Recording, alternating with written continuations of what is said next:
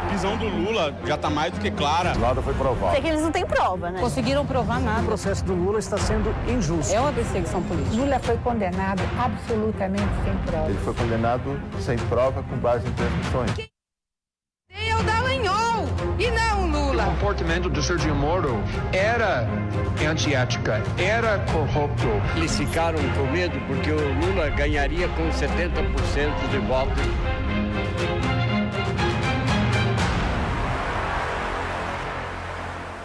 Mesmo depois de tantas ilegalidades, você ainda acredita que Lula é culpado?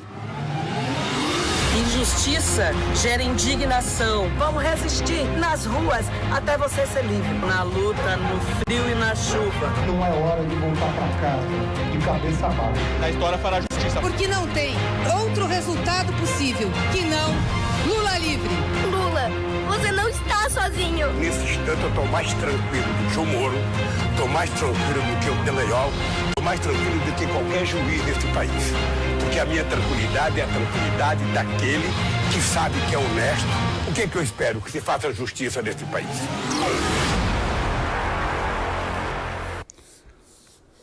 Olá, amigos da TVT, da Rádio Brasil Atual. O Papo com Zé abre hoje falando dos 500 dias que o presidente Lula se encontra lá na Polícia Federal como um preso político. Várias manifestações durante todo o dia e por todas as partes do mundo. Muita gente indignada com essa prisão absurda, sem provas, que transforma o Lula no preso político mais conhecido do mundo. Manifestação de políticos de todas as partes, de religiosos, de jornalistas, impressionantes as manifestações vistas hoje nas redes sociais, divulgadas pelos jornais e tal, órgãos de imprensa, em relação aos 500 dias de prisão do presidente Lula. É um assunto principal do nosso programa de hoje, mas vamos falar também do que aconteceu no Rio de Janeiro, né? Aquele jovem que sequestrou lá o ônibus na Ponte Rio-Niterói e foi abatido por um tiro, 6 tiros dados por um sniper lá da polícia. E vamos dizer até que agiu certo ou não, isso é uma questão que cabe uma discussão maior, mas o que não cabe é a atitude ridícula do governador do Rio, aquele genocida, comemorando como se fosse um jogo de futebol, como se fosse um gol. É mais um assunto que a gente vai discutir durante o programa de hoje. Como sempre, a gente manda um abraço para quem nos segue, Brasil adentro, Brasil afora, pessoal da TV Quiri Moreira, Rede da Cidadania lá de Salvador, TV Comunitária Cidade Livre de Brasília, TV Comunitária que vai ao ar pela NET, Canal 6, lá no Rio de Janeiro, que faz o Rio de Janeiro, infelizmente, minha terra, minha cidade. Ao pessoal de Pernambuco que nos assiste pela TV Capibaribe, Canal 7 da NET, e ao povo de Maceió, que vê o programa pela TV Comunitária, Canal 12 da NET. Você pode participar, como sempre, no 11-992-030506 e a gente bate aquele papo, como faz sempre, de segunda a sexta, nesse horário, 6h30 às 7. Você pode acompanhar o Papo com Zé também através do Facebook, ultrajano.com.br, do aplicativo Rede TVT, do YouTube da TVT, na Rádio Brasil Atual, muita gente na rua, nos táxis, no carro, indo para casa, enquanto muita gente que ouve na Rádio Brasil Atual. Bom, a presidenta Dilma escreveu um texto forte, falando dos 500 dias da prisão do presidente Lula. Diz ela: o Brasil está sendo devastado por um governo neofascista na política e neoliberal na economia, encabeçado por um presidente escatológico e intolerante. A frase da Dilma foi para comentar esses 500 dias de prisão do ex-presidente Lula. Ela publicou hoje no site 247. Vamos seguir mais com o texto da presidenta Dilma. Os juízes e procuradores que se uniram em conluio para condenar Lula, destruir a economia e atropelar a justiça, negam o inegável, desmentem o indesmentível. Se Lula está preso ilegalmente, qualquer um pode ser, afirma a presidenta deposta. Tudo começou quando fui derrubada pelo golpe de 2016, sem que houvesse cometido o crime. Ali está, no golpe, o ato inaugural de um processo de destruição da democracia e ficou por isso mesmo, acrescentou a presidenta Dilma Rousseff. Presidentes de vários partidos de esquerda se manifestaram hoje contra a prisão de 500 dias de prisão do presidente Lula. Gleisi Hoffmann, do PT, o Juliano Medeiros, do PSOL, e a Luciana Santos, do PCdoB, se manifestaram. O João Paulo Rodrigues, do MST, Paulo Okamoto, do Instituto Lula, também assinaram a publicação. O texto foi publicado na Folha de São Paulo. Diz o texto: as condenações contra Lula são aberrações jurídicas estruturadas a partir de denúncias frívolas e delações negociadas com réus que alteraram depoimentos seguidas vezes, dobrando-se a pressão de procuradores e sequiosos por recuperar tanto sua liberdade quanto seu patrimônio. Leia-se aqui aquele, você deve saber quem é. Vou dizer, Palocci, por exemplo. O Comitê Interreligioso Lula Livre divulgou nota também sobre os 500 dias da prisão política do ex-presidente Lula. A nota reivindica a libertação imediata do presidente com base em várias irregularidades.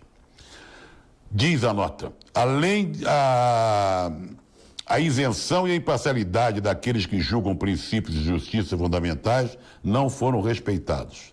O texto também lembra a execução de Marielle Franco há 524 dias e a prisão política de Preta Ferreira, do movimento dos Sem Teto do centro de São Paulo.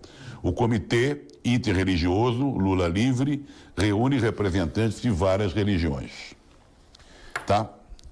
Ontem, nós até falamos aqui, mostramos falamos da resistência, da atitude corajosa dos alunos e professores lá do Cefet, lá do Rio de Janeiro. O Cefet é o Centro Federal de Educação Tecnológica Celso Sugov da Fonseca, ali em volta do Maracanã. No meu tempo de garoto, eu conheço a escola técnica, tipo que eu morava ali, nós sempre chamamos de escola técnica. Agora tem um nome mais inteiro. Mas a atitude dos alunos e dos professores resistindo, não deixando que o interventor nomeado pelo ministro, esse boquirroto, ministro da Educação, tomasse posse no lugar do diretor que foi escolhido pelos professores e pelos alunos, foi muito interessante como uma prova de resistência e dos alunos e professores quererem manter um compromisso democrático e não deixar que esse compromisso democrático fosse violado. Nós fizemos uma edição de vários momentos do que aconteceu ontem. Ouçam e vejam.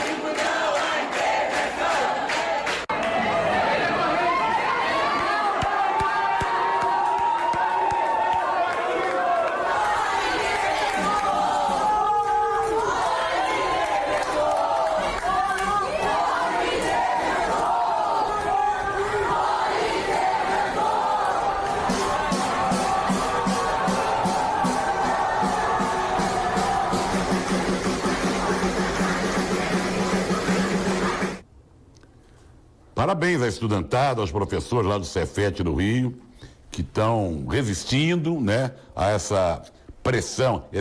Como é que pode? Esse ministro da Educação é um negócio... Eu até estava comentando antes do programa que tem uma lista, de ministros que eu fico assim pensando qual deles é o pior, o mais arrogante, o mais boquirroto, o mais metido, o mais, sei lá. No meu ranking, que muda... Em primeiro lugar, agora está no meio ambiente, aquele posudo, metido a besta, né? Que gastou R$800 mil reformando um apartamento e tal. Em segundo lugar está esse da educação, mas às vezes eu passo para cima da educação, meio ambiente para baixo, até Damares estou deixando em quarto lugar agora. e o chanceler em terceiro. Eu fico fazendo um ranking dos piores. Roberto Sander, de Santo André.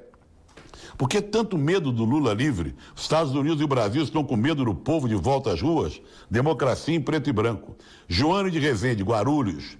Boa noite, Zé. Sobre o sequestro do ônibus do Rio, tá lá mais um corpo estendido no chão. Robson de Salvador. Lula livre já, vamos para a rua protestar pelo país. Arley Arte de Mogi das Cruzes. Nossa, tô sem ação, tudo acontecendo e ninguém vê. Boa noite, meu amigo guerreiro, seu Trajano, como pode essa injustiça? Lula livre já, cadê o Queiroz? Cadê o Queiroz? Cadê o ex-capitão Adriano? Manda um abraço para o Nenê Preto, de Franco da Rocha. Lisiane de Salvador, ainda bem que existe a TVT. Obrigada pelo compromisso com a verdade. Carlos César de Mogi das Cruzes. Abraço para todos da TVT e Rádio Brasil Atual. Sou Suzy Faria da Aclimação. Que bom que temos a TVT. Não aguento mais assistir a grande mídia. Nossa, manda um abraço para o meu marido Eugênio Arlindo. Ele sempre espera ansioso a hora do programa. A Patrícia Machado, Jardim Ângela. Mande um beijo para minha mãe Marlene e um abraço para o meu sobrinho Diogo. Tá? Legal. A gente faz o programa junto com vocês, né? Bom, vamos falar do Rio de Janeiro, do acontecimento do Rio de Janeiro. Antes, só vamos dizer o seguinte, preste atenção nessa informação que é no Rio de Janeiro, mas não tem nada com o acontecimento de hoje, né? Com o acontecimento desses meses de governo desse genocida, esse troglodita que é o atual governador do Rio de Janeiro, o senhor Witzel. 881 pessoas foram mortas nos últimos 6 meses. É um levantamento feito pelo UOL, publicado hoje. Os números englobam mortes ocorridas em ações da PM e da Polícia Civil. Olha a curiosidade. Curiosamente, nenhuma dessas 881 mortes aconteceu em áreas controladas pelas milícias. Todas foram em regiões dominadas por facções criminosas ligadas ao tráfico de drogas. Nada na região, que as milícias... Olha, tem região para chuchu das milícias do Rio. Esse é o maior número de mortes envolvendo agentes de segurança nos últimos 17 anos, tá? Agora vamos ao que aconteceu lá no Rio de Janeiro, que paralisou a cidade desde as 5 e pouco da manhã. O sequestro de um ônibus na ponte Rio-Niterói.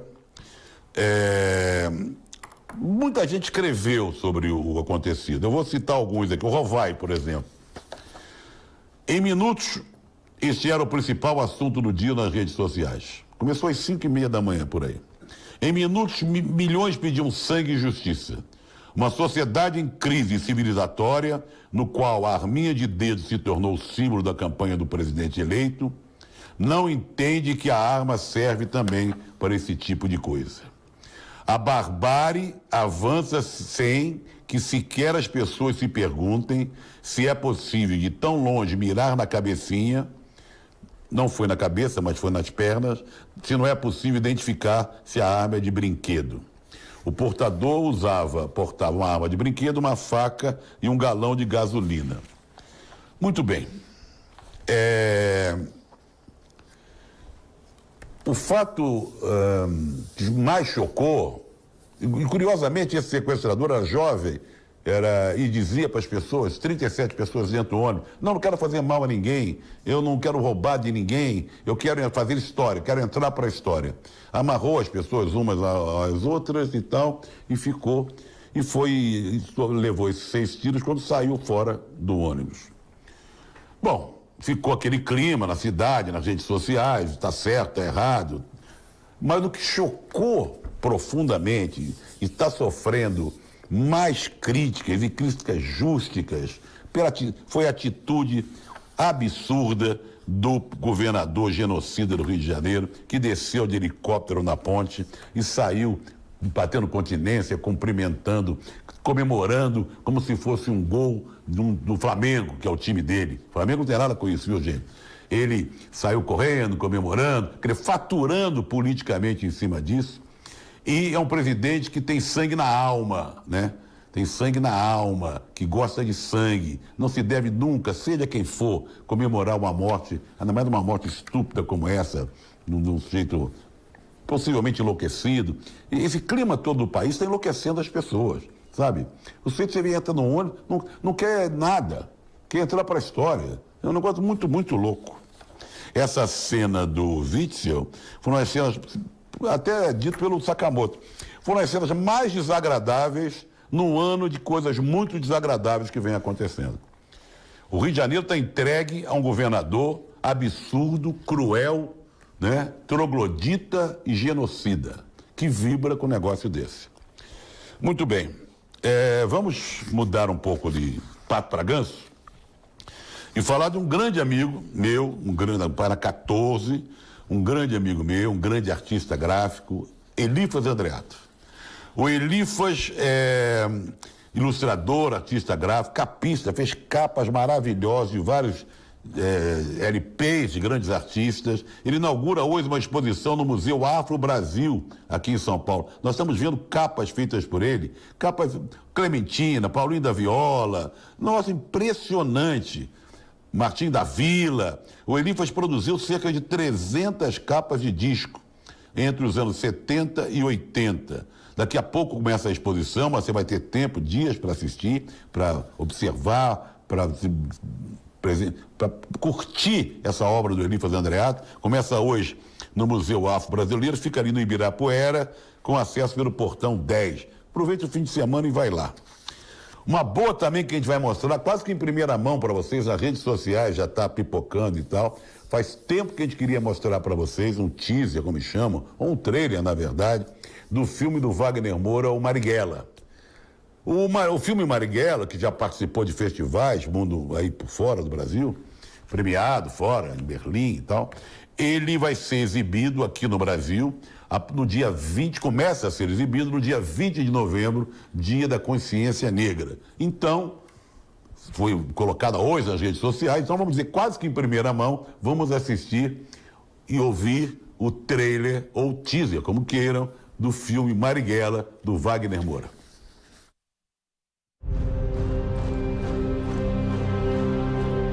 Escutem bem o que eu vou dizer.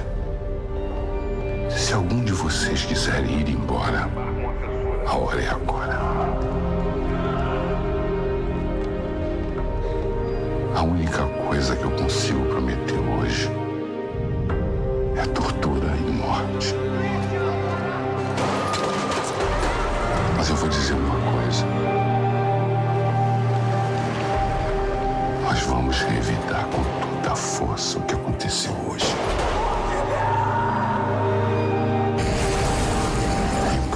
Eles saberem que a gente não vai parar. A gente não vai parar. As pessoas precisam saber que no Brasil tem gente resistindo e que essa luta é justa.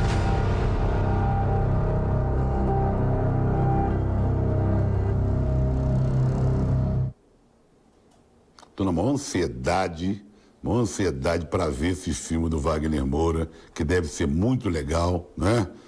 O filme é esse grande personagem da história brasileira, o Marighella, o baiano Marighella, assassinado aqui em São Paulo. Eu vou ler uma nota aqui para vocês, que é o seguinte.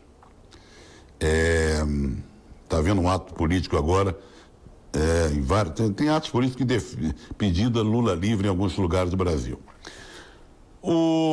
A decisão do juiz Francisco Chintati, da primeira vara eleitoral, condenou o ex-prefeito da cidade, Fernando Haddad, a 4 anos e 6 meses. É uma loucura. Olha, então a defesa do Fernando Haddad deu essa seguinte nota que eu vou ler aqui. Em primeiro lugar, a condenação sustenta que a campanha do então prefeito teria indicado em sua prestação de contas gastos com material gráfico inexistente. Testemunho e documentos que comprovam os gastos declarados foram apresentados. Não há razoabilidade ou materialidade que sustentem a decisão. Em segundo lugar, a sentença é nula por carecer de lógica. O juiz absolveu Fernando Haddad de lavagem de dinheiro e corrupção e condenou por crime do qual não foi acusado. Em um Estado de direito, as decisões judiciais devem se pautar pela lei. O magistrado deve ser imparcial, coisa que não tem acontecido, hein, minha gente? Ao condenar alguém por algo de que nem o Ministério Público o acusa, o juiz perde a sua neutralidade e sua sentença é nula. Isso aqui é uma nota da defesa de Fernando Haddad. Impressionante, impressionante a perseguição, a parcialidade da justiça brasileira em muitos casos. Eu também fico perguntando por que o pessoal lá do Movimento Sem Teto no Centro não foi solto. A absolvição da Carmen já atingiria direto os filhos dela, os 4 presos. Mas não, até agora nada. Eu vou passar para página 9, falar do Zé Wilker. Zé Wilker, ator, diretor, narrador, todo mundo conhecia o Zé Wilker, trabalhou muito em cinema, televisão. Ele completaria hoje 73 anos. Ele é de Juazeiro do Norte, veja você, no Ceará, em 20 de agosto de 46, morreu aos 67 anos, em 5 de abril de 2014. Ele participou de muitas produções, foram 116. Dona Flor e seus 2 maridos, tem um filme, o filme do Cacá Diegues, como é que é o Bye Bye Brasil, está sensacional. Vamos lembrar do Zé Wilker, num filme de 1980, que é baseado no Tenório Cavalcante, aquele político folclórico do Rio de Janeiro, que usava uma metralhadora, ia pro Congresso com a metralhadora, que ele chamava de Lurdinha, e usava aquela capa preta por cima. O Homem da Capa Preta com Zé Wilker, filme de 80. Vamos ver e ouvir. Quiseram me matar, estou vivo. Tentaram me expulsar, voltei. Desejaram que eu fugisse, fiquei. Juntaram-se para me derrotar e eu os venci. O personagem, o Sérgio Tenório Cavalcante, chegou a ser, era deputado federal. A região dele era Caxias, ele mandava em Caxias. E foi candidato a governador do estado do Rio de Janeiro naquela época, né? Não se elegeu. Vamos lá. Assistimos seu programa na TV Quirimureu, Jefferson Paim, de Salvador. Gola Galdês, o governador Espiro anda translocado no poder, mais um jovem negro abatido. Liz Salvador, saudade, porque não pude te assistir ontem, mas estou aqui ligadinha hoje. Edson Blois, de Itaquera. Até a água da chuva ontem caiu poluída com a queimada na nossa mata. Foi uma vergonha aquilo, né? Boa noite, Zé. Sou a professora Rosana, sou sua fã incondicional. O Eduardo de Santana, esse governador do Rio, é um sociopata. Vamos falar um pouco de futebol. Tem um jogão hoje, hein? Grêmio e Palmeiras, jogão. Vamos falar primeiro da seleção feminina, porque saiu a primeira convocação da nova técnica da seleção feminina, a Pia Sandak, tá? Ela não mudou muito em relação aos convocados do Vadão. Também está iniciando no cargo e tal. Vamos ver o que Cláudia Regui e sua filha Juliana Regui, que é expert em futebol feminino, comentaram sobre a primeira convocação da nova técnica da seleção brasileira. Aqui no canal Arregui, futebol também é assunto de família. Por isso eu trouxe a Juliana, que além de filha, é jornalista especializada em futebol feminino. Juliana, o que você tem a dizer sobre a primeira convocação da Pia Sundrage na seleção brasileira para um torneio quadrangular contra Argentina, Chile e Costa Rica, no Pacaembu, em 29 de agosto e 1º de setembro? Oi, pai. Eu acho que é uma convocação que ainda repete muitos nomes da lista do Vadão, da Copa do Mundo, mas tem já algumas novidades que imprimem um pouco a cara da própria Pia. Assim, uma delas é a Yaya, jogadora do São Paulo, de só 17 anos, e vem sendo um dos destaques da A2 do Brasileirão Feminino. Inclusive, a Pia estava assistindo o jogo de ida da final da A2, que foi entre São Paulo e Cruzeiro, e que a Yaya fez um gol no Pacaembu no último domingo.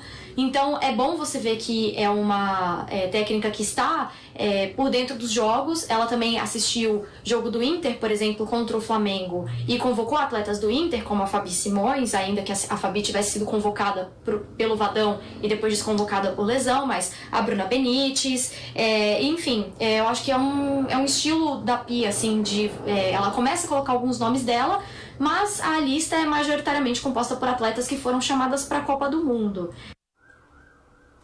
Tá aí.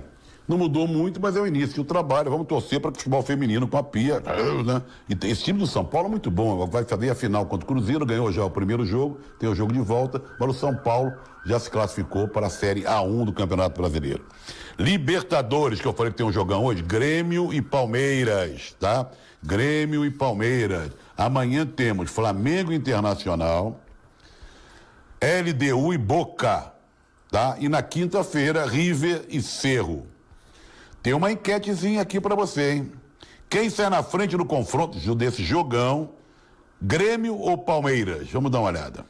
O que o pessoal acha? Nossa, 74% Grêmio, Palmeiras 26%. O que acontece no Brasileiro não tem nada a ver com o que acontece na Libertadores. O Palmeiras vem caindo um pouco, o Grêmio no Brasileiro não está tão bem assim, mas a Libertadores é um jogo difícil lá no Sul. Eu também apostaria no Grêmio, mas não estou muito convicto não. Mas eu acredito que seja um jogão. Tem jogo também na Sul-Americana hoje. O Atlético, Galo Mineiro, recebe o Equidad da Colômbia às 9h30 no Independência. É o jogo de ida das quartas. Quem vencer esse confronto pega o Colón da Argentina. O Independente Del Valle já está classificado e pega o vencedor de Corinthians e Fluminense, que jogam quinta-feira aqui, a partida de ida, no Itaquerão, tá bom? Eu vou para 23, comentar uma coisa muito legal aqui. O ex-jogador, eu vou ler essa nota e comentar. O ex-jogador argentino Tata Brown, que morreu no dia 12, foi homenageado de uma forma muito impressionante. Então, estamos vendo uma imagem dele com a camisa da seleção argentina rasgada. Ele foi o autor de um dos gols da final de 86. Ele teve um problema no ombro, deslocou, rasgou a camisa dele da seleção argentina e colocou a mão onde estava rasgada a camisa para poder se proteger e continuar jogando. Na rodada desse fim de semana na Argentina, todos os capitães de todos os times, de todas as divisões da Argentina, entraram em campo com a camisa rasgada e colocaram a mão também no local onde o Brown colocou naquele jogo. Foi uma homenagem maravilhosa e que esse gesto no futebol pudesse se repetir em outras atividades aí por fora, porque nós estamos precisando de muita atitude digna, carinhosa e tal. Bom, eu vou dizer que o VAR, né, vai ser... Tem uma enquetezinha do VAR para terminar antes de a gente falar do Lula de novo. A CBF anunciou que a partir do segundo turno você vai poder ver o que o juiz vê. Esse VAR só está trazendo problema para a gente. Eu estou detestando o jeito que eles usam o VAR. Mas, de qualquer maneira, vamos ver o que é que você acha dessa decisão da CBF. A CBF está certa em liberar as imagens em análise pelo VAR para quem está vendo na televisão? Talvez tenha até telão, hein? Vamos ver. Nossa, 89%, claro. Então não quer ver o que aqueles caras veem, dizem que vem, mas não vê nada, às vezes só atrapalham, né? Eu vou ficando por aqui, tá? E vou repetir de novo no final do programa um vídeo que a gente abriu o programa, que fala da injustiça da prisão, que hoje está fazendo 500 dias da prisão política, né, injusta, sem provas, do presidente Lula. Nós terminamos o programa de hoje, o Papo com Zé Trajano, você fica na sequência com o seu jornal, dizendo só uma coisa: Lula livre. A prisão do Lula já está mais do que clara.